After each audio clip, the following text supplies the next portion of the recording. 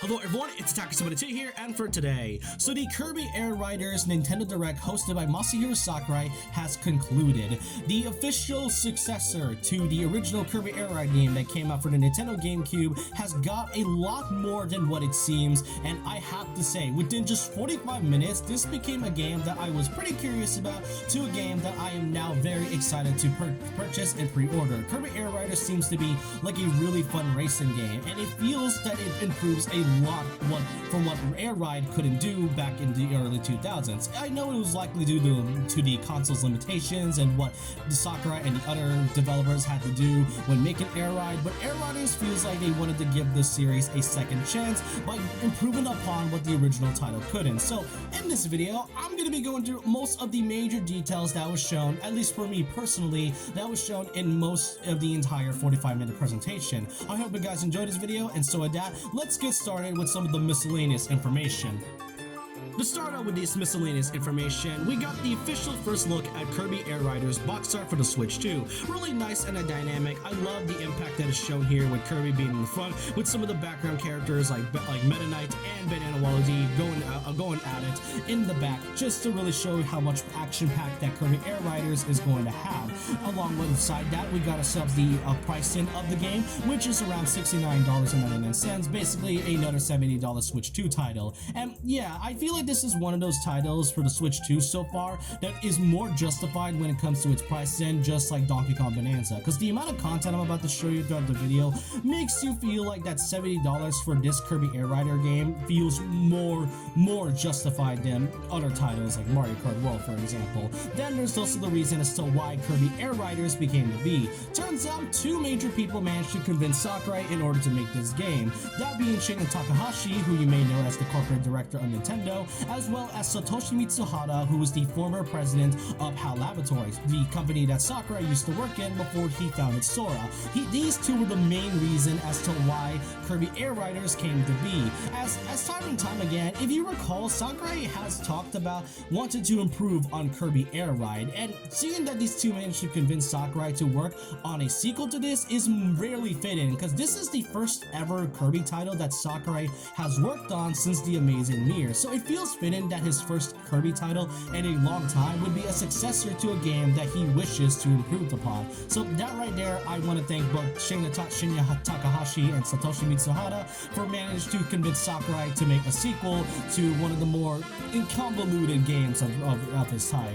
Then there's the developer. Aside from Sora Limited, who's also working on Kirby Air Riders, there's also the collaboration with Bandai Namco, who, if you recall, are the same developers behind the development of Smash for Wii U and 3DS and Smash Ultimate. And trust me, there is going to be some certain Smash Bros references that I will be showing you that it is very subtle and noticeable, to say the least, and I think you can tell that Sakurai and his work on Smash Bros. Has truly impacted his work a lot into this new Kirby game. Not to mention the official release date. This will be releasing on November 20th of 2025, 3 months from now, and I have to say that's pretty soon than most people think. And it makes sense that this game would be like the main holiday title. Some would think that Metroid Prime 4 would be the holiday title, but I think out of all of them, I think Kirby Air Riders feels kind of fitting in a way. For all we know, maybe Metroid Prime 4 could likely release in like October, for all we know, but that's only speculation. But those are all the miscellaneous stuff that I want to talk about, and now it's time we get to talk about the actual game of Kirby Air Riders.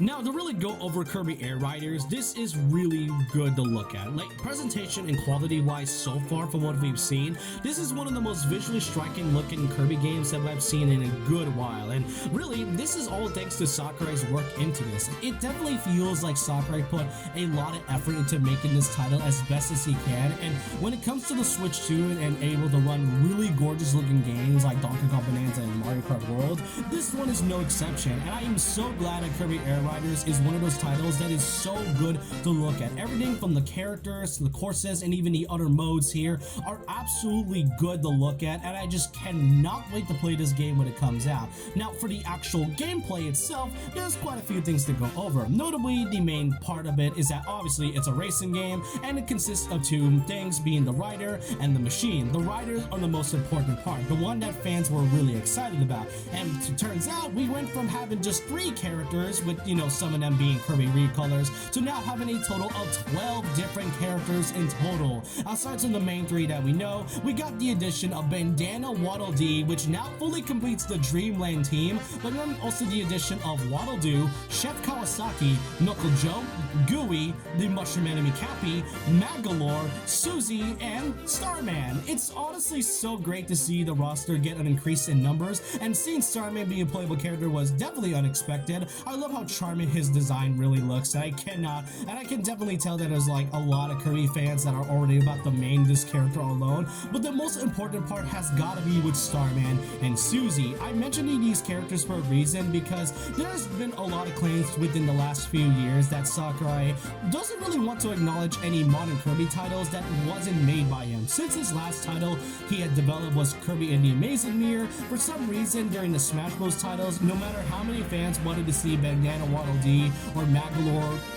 be playable characters, for some odd reason Sakurai just doesn't do that, which some say that Kirby's representation in Smash Bros in general feels kind of underused rather than, you know, the other franchises like Fire Emblem. So to kind of see that Sakurai now fully acknowledges Magalore and Susie and then make them as playable characters now makes me wonder whether they will actually be playable in another Smash Bros game in the future. It won't happen, of course, for like another 10 years, but to kind of see these characters now be playable now adds for a lot of possibilities, and seeing Bandana Dee finally be alongside with Kirby, King Dedede, and Meta Knight feels like a dream come true, given that so many fans wanted to see Bandana Waddle Dee to complete the dream team in Smash Bros. After all. And speaking of more Smash Bros., I just kind of have to mention that these renders are straight up ripped from Smash Bros. I think it's clear that some of the character models, including King Dedede and Meta Knight, and especially Knuckle Joe and Chef Kawasaki, those characters models are being ripped straight from Smash Ultimate. I think you can tell that this is by far if not the most Smash Bros-esque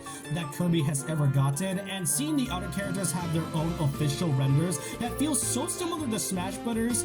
Feels so odd to look at, and it leads to so many possibilities to what they will add. Now, okay, I think I'll stop talking about the riders for now, but we'll then talk about the machine parts, which are your carts. And I'm not going to go through every machines, but there's definitely some that are pretty recognizable, like the wheelie from the first game, as well as some new additions, like the tank, for example. That tank is pretty ferocious, and the Rex wheelie of all things, that right there is pretty ferocious to look at, and we can't forget a few other things that will be added. As part of the gameplay, it is just racing. Now, with the addition of the one button that was originally from the original Kirby Air Ride game, one of the big complaints about what the first game had was that the controls weren't exactly great and responsive. Some say that the controls weren't exactly great, and some say that they were absolutely terrible, that they were just really terrible, something that Sakurai wanted to improve upon. So there you get to press the B button or to accelerate, as well as drift and slow down, and to boost a little. There's also the addition of a second button. That's right,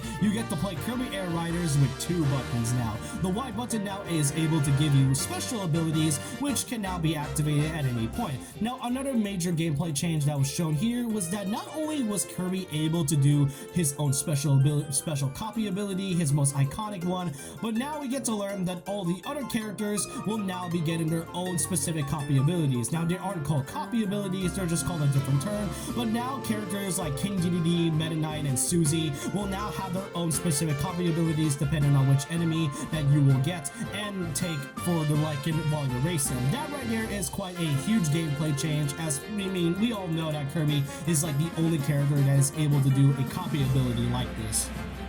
But now we get to the main highlight of the entire Kirby Air Riders Direct, that being the return of a beloved mode that was liked by many Kirby fans alike, that being the return of City Trials from the original game, and it's now been fully improved upon with brand new additions and new possibilities to make this game even more better than what it was before. City Trials now takes place in a much larger island known as Skya, and there's a lot more areas to explore, and even ones that wasn't from the original game, like an underground mall, a coliseum, and even some areas like a volcano.